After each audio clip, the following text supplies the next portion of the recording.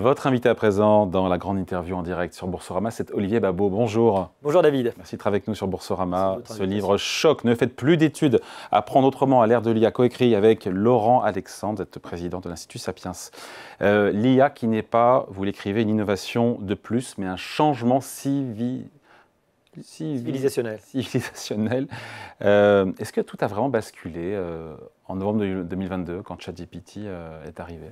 Oui, on est beaucoup à l'avoir analysé comme ça. C'était déjà à l'époque, aujourd'hui ça paraît nul ce que faisait ChatGPT 3.5, mais à l'époque c'était incroyable. C'était la première fois qu'on avait une capacité à produire des textes, parce qu'au début c'était seulement le texte-to-texte. Depuis c'est devenu évidemment complètement transmédia, puisque vous pouvez même produire des animations, produire des images, ou faire interpréter des images avec du texte. Donc on a ça dans tous les sens, c'est arrivé assez vite, ça s'est développé, mais déjà à l'époque c'était incroyable, parce que aussi on prévoyait, on voyait le niveau, mais surtout on voyait la trajectoire. Et c'est surtout ça qu'on essaye de faire dans le livre, c'est de montrer qu'il y a une trajectoire qui, de façon assez indéniable, même si on peut parler du rythme, est-ce que c'est dans 3 ans, 5 ans, dans 10 ans, va très profondément changer les choses. Et si on parle de nos plus jeunes ou des étudiants que je peux avoir à l'université, ils sont censés être actifs encore autour des années 2060. Donc le modèle j'étudie, puis je travaille, en fait il est mort. Quelque part, il est caduque, si j'ai bien compris, mais en même temps, ce n'est pas pour tout de suite. En fait, ce n'est pas pour tout de suite, mais ça va probablement arriver peut-être dans quelques années, si ce n'est dans quelques mois. Il y a d'ailleurs des signes de changement très profonds. Pourquoi le modèle des études change? Parce que l'économie va se transformer. Et elle va se transformer probablement rapidement. Jusque-là, les études, c'était en effet, on étudie 5 ans de façon plus ou moins paresseuse, en ayant plus ou moins ses partiels. En école de commerce, parfois on travaille pour le concours et puis après on ne travaille plus trop. On vit une super vie d'étudiante ou d'étudiant où on ne travaille pas forcément énormément. On a le diplôme, c'est-à-dire la ligne qui va bien sur le CV, qui va vous ouvrir toutes les portes durant toute votre carrière. Et puis ça y est, vous pouvez fermer les livres et vous allez travailler. Nous pensons que ce modèle est mort, que maintenant il va falloir travailler toute sa vie, que le diplôme va mourir. Toute sa vie. Oui, apprendre toute sa vie, exactement. Ouais. Parce que c'est évidemment pas un pamphlet contre le savoir, au contraire. On dit qu'il va falloir apprendre de plus en plus. Le diplôme va être un signal qui peut-être pour les meilleurs d'entre eux va rester un petit peu quelques années, mais assez rapidement il va être vraiment remplacé par la compétence. Finalement, ça fait longtemps qu'on dit il faut apprendre tout au long de la vie. Eh on croit qu'avec l'IA, ça va s'accélérer, cette obligation d'apprendre, puisque l'obsolescence des compétences va être très rapide. Donc le diplôme ne servira bientôt plus à rien, sauf pour les plus prestigieux, les grandes écoles de commerce. Dans quelques temps peut-être, oui, parce que ça apporte il y a un signal social qui est assez important, mais un diplôme de 5e ordre, c'est pas la peine de vous endetter pour le faire. 5e ordre en école de commerce ou en école d'ingénieur. Oui, c'est ça. S'endetter pour... Alors s'endetter, heureusement, c'est pas tellement le cas en France, mais aux États-Unis, on commence à se rendre compte qu'il n'y a aucun rapport entre le coût des tuitions et puis des mauvaises universités, et puis ce que vous pouvez avoir à la fin prétendre comme emploi. Il faut dire qu'à l'heure où on parle, il y a déjà des signes très inquiétants d'une grande crise de recrutement des juniors, ce qu'on appelle la job apocalypse, avec une très grande difficulté pour les juniors à se placer. Le taux d'emploi des juniors formés, diplômés, est aujourd'hui aux États-Unis, est aujourd'hui au niveau de la moyenne de la population. Alors que normalement, elle devrait être, il était traditionnellement inférieur très largement. Donc le risque, c'est de s'engager finalement dans des études longues pour maîtriser des compétences qui finalement seront un peu obsolètes à la sortie. C'est ça en fait Oui, et perdre un peu son temps. En réalité, il y a beaucoup de formations qui sont déjà à côté de la plaque en fait. C'est-à-dire que vous avez appris des choses qui ne vont pas vous servir à grand-chose, qui ne sont pas en grand lien avec ce que vous allez faire. Donc c'est déjà beaucoup une perte de temps et un petit peu, une sorte de rituel social aussi. Vous allez passer 5 ans, c'est sympathique. Vous visez l'université spécifiquement ou pas ? Alors, spécifiquement, on dit que l'université va déjà très mal. Elle n'a pas digéré du tout la massification. Elle s'est mise à vendre des diplômes, à donner des diplômes comme des médailles en chocolat. Elle les a multipliés comme des assignats, en fait. Et donc, leur valeur, en particulier dans certains domaines, a complètement chuté et n'existe déjà plus. Donc là, on est extrêmement sévère contre ça. Maintenant, on pense que l'université peut changer, elle doit se repenser complètement pour être à nouveau efficace, mais ça nécessite évidemment de se réinventer. Ouais, donc l'ambition n'est plus d'être le meilleur de la classe, écrivez-vous, mais le premier à comprendre la classe des machines. Moi, je vois bien comment ce que ça voulait dire ça. En fait, il va falloir être complémentaire des machines. Alors, il y a une partie des emplois, pendant un moment, où vous allez pouvoir être à côté des machines. Par exemple, c'est les métiers du soin, du lien, les métiers du spectacle vivant, par exemple. Et puis, il y a d'autres métiers, la plupart des métiers, vous allez devoir être complémentaire. Et être complémentaire des machines, ce n'est pas du tout la même chose que d'être intelligent tout seul dans un monde où l'intelligence n'est pas encore devenue gratuite. Parce que c'est ça, la nouveauté. Le truc qui était le plus rare autrefois, il fallait former les gens pendant 30 ans. Tout le monde n'arrivait pas à un certain niveau. La connaissance, c'est-à-dire qu'en fait, la matière grise, c'était le truc le plus précieux, parce que c'était extrêmement rare. On mettait 12 ans pour former un chirurgien, évidemment, et tout le monde n'arrivait pas à ce niveau-là. Ce truc-là va devenir une commodité. L'intelligence devient une commodité, elle est à coût marginal quasiment nul, elle va pouvoir arriver à faire des opérations cognitives qui autrefois étaient réservées à des élites. C'est ça la nouveauté. Alors comment être complémentaire de ça? Ce qu'on explique, c'est que c'est déjà de plus en plus dur. La crise des juniors, elle est liée à ça. Quand vous êtes junior et que vous sortez d'école, vous avez beaucoup de mal, mettons en droit par exemple, vous êtes dans un cabinet d'avocat, vous avez beaucoup de mal à avoir une valeur ajoutée face à des productions de machines qui font en fait le boulot que faisaient les juniors. C'est vrai dans le conseil aussi. Il faut beaucoup de compétences, beaucoup d'expérience pour arriver à avoir un regard critique sur ce que fait la machine, parce que parfois elle se trompe, parce qu'on peut encore l'améliorer, parce qu'il faut savoir lui poser les bonnes questions, et puis savoir améliorer après et faire que le texte, le projet de contrat, le rapport, les slides correspondent plus à ce que veut un professionnel. Mais ça veut dire qu'il faut être hyper fort, il faut être senior. Et regardez aux États-Unis, c'est très troublant. Tous les devs qui sortent avec un diplôme qui normalement devait leur ouvrir toutes les portes, aujourd'hui ils ont beaucoup de mal, les jeunes devs, les jeunes développeurs, à trouver un emploi. Ils ne sont pas remplacés par l'IA, ils sont remplacés par les devs seniors qui utilisent l'IA. Voilà, c'est ça qui se passe. Qu'est-ce qu'il faut désormais aujourd'hui apprendre si les compétences, quand on est étudiant, ne sont plus l'alpha et l'oméga? Qu'est-ce qu'on en apprend quoi alors? Eh bien, il faut apprendre la culture générale, ce qu'on peut appeler les humanités, l'histoire. Beaucoup s'intéressent à l'histoire des faits, l'histoire scientifique. Quel rapport? Eh bien parce que quand je rentre dans un cabinet d'audit ou de consulting, si j'ai fait des études d'histoire, il est absolument indispensable d'avoir cette connaissance transversale qui vous donne du recul face à ce que la machine va faire. Et donc cette culture générale, c'est ce qui va vous permettre d'avoir l'épaisseur face à la connaissance, face à une production de texte, sans laquelle, sinon, vous serez obligé de faire copier-coller et puis vous n'aurez pas de valeur ajoutée. C'est pour ça qu'il vaut mieux, il faut absolument travailler, et probablement toute donc on sa fait vie, tous des études d'histoire. Oui, d'histoire, d'humanité, de culture générale. Et après, les savoirs techniques, en fait, paradoxalement, vous n'en aurez plus besoin, en fait, puisque c'est la machine qui va faire énormément de choses. Ce qu'on va attendre des gens, c'est qu'ils soient complémentaires, qu'ils soient capables de piloter, d'orchestrer des... Et donc, quelles compétences il faut, au-delà encore? Parce que j'ai vu le charisme, pardon, mais... Alors, tiens, voilà un truc qui va rester. Ça ne s'apprend pas à l'école, ça. Non, mais en revanche, l'oralité, la prise de parole en public, le savoir-être en société, le management, le travail en équipe, ça va devenir quelque chose de central, puisque l'oralité, justement, la capacité à prendre la parole, la capacité à convaincre, la capacité aussi à entretenir un réseau. Alors peut-être qu'on peut appeler ça charisme, le réseau, c'est important socialement. Et en fait, ça, c'est quelque chose qui va aussi rester. C'est un truc d'ailleurs qu'on explique assez peu à l'école, y compris dans les études supérieures. Il faut, ça peut s'enseigner. Le charisme, ça c'est un grand débat, c'est comme le leadership. Et oui, est-ce qu'on est leader ou pas? En tout cas, on peut imaginer que ça peut s'apprendre. Parce que la bonne nouvelle, il faut quand même en parler. Il y a quand même une bonne nouvelle. Pour l'instant, je ne la vois pas. Mais... Non, mais on est d'accord, c'est hyper stressant. Et ne faites plus d'études. Franchement, avec Laurent Alexandre, c'est pas par goût du sensationnalisme. On n'avait d'ailleurs pas d'obligation de lire ce bouquin. Il est docteur notamment, et puis il a plein d'autres diplômes. D'ailleurs, on dit qu'à nous deux, on totalise plus de 30 années d'études supérieures. Mais c'est vrai, en plus, vous avez raison, c'est-à-dire que vous êtes, pardon de le dire, bardés de diplômes tous les deux. Et vous conseillez aux jeunes, de ne pas faire d'études supérieures. Mais c'était un autre monde. C'était un autre monde. On croit vraiment que le monde est en train de se transformer. C'est pas par goût du sensationnalisme. C'est vraiment ce qu'on a vu quand on a décidé de faire le bouquin. C'est qu'on a échangé sur les nouvelles, on a vu le truc monter, on s'est dit mais il faut absolument qu'on le fasse. Alors la bonne nouvelle, c'est quoi?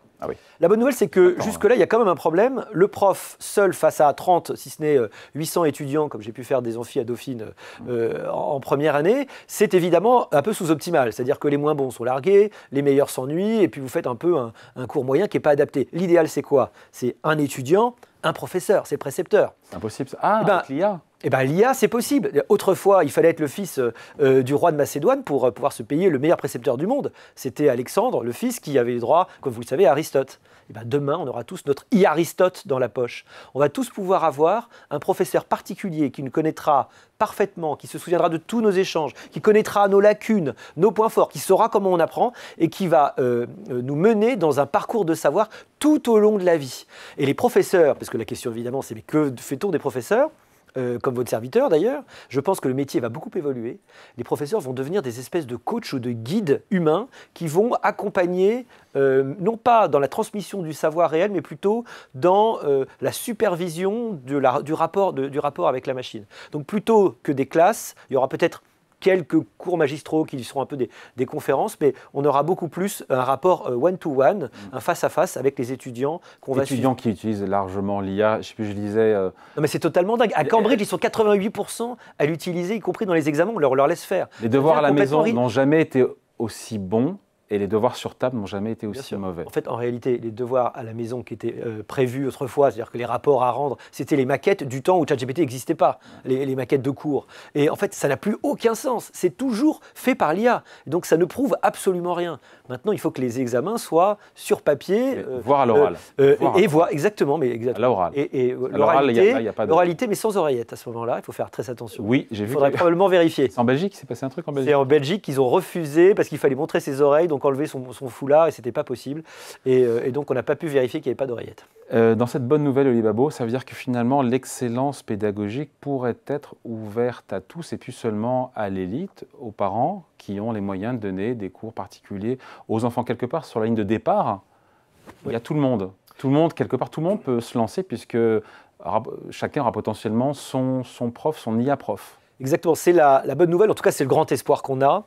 Ça sera à coût marginal zéro, ça sera pas une question d'argent. On voit bien que l'intelligence, son coût vraiment tombe à zéro, donc votre professeur particulier, vous pourrez l'avoir, ça ne sera pas une question d'argent, c'est une nouveauté complète. Vous allez avoir le meilleur professeur, et du coup, pour la première fois, vous allez pouvoir aider chacun, alors qu'avant c'était réservé aux plus riches, encore une fois, vous allez pouvoir aider chacun à progresser le mieux possible, parce que les études sur l'éducation montrent qu'il n'y a rien qui bat un prof, un élève. Je veux dire, le rapport maître-disciple, précepteur-élève, il n'y a rien qui le bat, d'ailleurs il y a un livre qui s'appelle The Two Sigma Problem, c'est-à-dire que on progresse de 2 sigma, c'est-à-dire de 2 écarts types en résultat quand vous êtes avec un seul professeur. Un professeur particulier, si vous voulez. Jusque-là, c'est évidemment impossible de payer un professeur particulier. Demain, ça sera possible. Donc, si le système éducatif, l'enseignement supérieur, et puis après, éducation probablement, c'est complètement se réinventer, il y a des choses extraordinaires. Ça ne veut pas dire que ça ne va pas être déshumanisé. Hein. Vous allez probablement apprendre le matin, l'après-midi, vous allez faire du sport, travailler collectivement. Vous arriverez en cours, peut-être avec le professeur humain, mais en fait, vous aurez déjà tout appris. Par exemple, vous êtes en droit, vous avez déjà tout bossé sur le droit du contrat, sur le droit de la famille. Et là, vous allez pouvoir peut-être travailler en équipe, faire des exposés, confronter les savoirs, mettre les choses en lien. En fait, c'est assez sympa et assez exaltant, cette éducation du futur, parce qu'elle enlève le côté un peu longuet quand même, des heures où on fait uniquement du savoir descendant, même si j'adore faire court. Oui, après, vous l'avez dit, je ne sais plus si c'est Laurent Alexandre, que le monde de demain de l'IA ne sera pas un monde pour les feignasses. Alors, c'est une citation, je ne sais pas. Oui, absolument. D'ailleurs, on a un chapitre qui s'appelle ce siècle n'est pas fait pour les grosses feignasses. Voilà. Pourquoi ? Mais ça veut dire que... Oui, pourquoi ? Expliquez-moi, parce qu'en fait, je me suis dit, mais ça veut dire que quelque part, ce monde sera encore plus élitiste ? Oui, probablement, parce que c'est terrible. Darwinien, élitiste. En fait, il faut faire l'effort à une époque où... Justement, la machine vous propose en permanence de ne pas faire d'efforts. Sur ChatGPT, il y a un mode éduqué à apprendre, d'apprentissage. Le mode apprentissage, c'est qu'il ne va pas vous donner la réponse, il va vous guider pour apprendre à faire la réponse et faire la réponse. En fait, il y a un mode prof déjà. Il y a un mode prof, ça je ne savais pas. Oui, ils ont lancé ça. Et en fait, c'est évident que c'est une des applications. Mais alors, il faut avoir le courage de mettre en mode prof. Vous vous dites, tiens, entre 1h30 à progresser difficilement pour faire le truc moi-même, aidé par l'IA, qui va m'aider comme un professeur, et demander à l'IA de faire le truc en quelques secondes à ma place, c'est vrai que c'est très dur. Il faut une discipline de faire, parce qu'on vous propose de tout faire à votre place. C'est extrêmement... Dès le CE2, en réalité, on voit aujourd'hui qu'il y a cette tentation, parce que les élèves ont très très rapidement compris tout le parti qu'ils pouvaient tirer. Donc le danger vient moins de la machine que de notre propre... C'est toujours notre faiblesse, le problème. Exactement. Et donc, il y aura probablement une partie des gens qui ne feront pas l'effort. En fait, ça sera une élite, et ce n'est pas une élite financière, ça sera une élite peut-être qui a le goût de l'effort, culturelle en réalité, qui aura gardé le goût de l'effort et qui fera cet effort en fait, de rester actif face à une machine qui vous propose de devenir passif. Après, on peut aussi cultiver ce que les machines ne savent pas faire. L'imagination, encore que peut-être que l'IA aussi aura de l'imagination. Oui, mais les métiers de la main, l'artisanat, encore une fois, le lien, le soin, le spectacle vivant. Mais il faut faire attention parce que même les métiers comme plombier, on dit parfois plombier, électricien, donc les métiers aujourd'hui qui demandent beaucoup de motricité fine, pendant un moment, ok, c'est vrai que vous allez être plutôt exclusif parce qu'avant que le robot puisse changer un chauffe-eau, ce ne sera pas tout de suite. Mais attention, les robots humanoïdes arrivent derrière. On explique bien que ça, c'est une révolution qui commence à être présente. On a déjà des robots qui sont capables de vider le linge, de laver des surfaces, de faire la cuisine. Donc ça aussi, ça finira par arriver. On n'est pas protégé partout. Ce darwinisme numérique... Je trouve, il est comme angoissant, pardon, il est impitoyable, parce qu'il y aura moins de place à l'arrivée, même s'il y aura plus de monde sur la ligne de départ, avec plus d'égalité, parce que chacun pourra se lancer avec son propre professeur IA. En fait, on ne croit pas à la disparition des emplois, parce que c'est un grand débat qu'il y a aujourd'hui. C'est est-ce que ça va être la destruction créatrice de Schumpeter, comme d'habitude? Nous, on pense que ça va plutôt être le cas. Mais attention, destruction créatrice, ça veut dire que c'est toujours des nouvelles compétences qu'il faut avoir pour avoir les nouveaux emplois créés. Donc c'est plutôt ça. Il n'y aura pas nécessairement moins de places, mais les places vont être difficiles à obtenir. Donc en fait, les gens seront moins en compétition avec les autres qu'en compétition avec eux-mêmes, si vous voulez. Que le vrai challenge, c'est de résister à soi-même. Ça ne sera pas tellement d'être meilleur que les autres, à notre avis. Qu'est-ce que je dis à mon fils de 16 ans, qui nous regarde peut-être? Il faut lire. Je lui dis quoi? Il faut lire, il faut être curieux. Et puis ce qui est formidable, c'est que ce siècle est absolument exaltant. Il faut aussi dire qu'on attend probablement des progrès scientifiques et en matière médicale absolument extraordinaires. Ça va être vertigineux. La seule chose qu'on peut savoir, c'est que ça va être très différent et que c'est quand même une chance extraordinaire parce que l'humanité n'a jamais connu une révolution aussi rapide et d'une telle ampleur qui pourrait nous mener, allez, si on est optimiste quand même, à des choses positives. Peut-être un jour dans très longtemps, la disparition du travail, c'est possible aussi. En attendant, s'il me pose la question, quelle école dois-je intégrer, je lui réponds quoi, mon fils? Il a 16 ans, il est en première. Qui commence à réfléchir, comme tous les étudiants devraient le faire, à ce qu'il meut dans la vie. Qu'est-ce qui est son genre de... J'avais un prof de philo à la Sorbonne, à Paris 4, il s'appelait Alain Renaud, qui disait, mais il faut que vous trouviez ce qui est votre genre de beauté. C'est-à-dire en fait ce qui vous motive pour vous lever le matin. Et ça c'est le plus important, parce qu'à partir du moment où vous êtes motivé, vous aurez cette capacité à travailler. Non, c'est très dur en réalité. Voilà. Donc il faut errer un peu, faut chercher, mais il ne faut pas avoir la manie du diplôme, parce que franchement c'est pas très intéressant et c'est très contre-productif aujourd'hui. Voilà. Même si à court terme les grandes écoles les plus prestigieuses. L'avantage, non, les plus prestigieuses, oui, et puis bon, le cursus, le diplôme, ça rassure, ça fait une ligne qui est rassurante, et puis ça fait une vie sympa d'étudiant. C'est vrai que c'est plus sympa de passer 5 années un peu avant la vie professionnelle. Allez, merci beaucoup. Donc, Olivier Habot et Laurent Alexandre pour Ne faites plus d'études, apprendre autrement à l'ère de l'IA, aux éditions Buchet-Chastel. Merci Olivier, à bientôt. Merci David.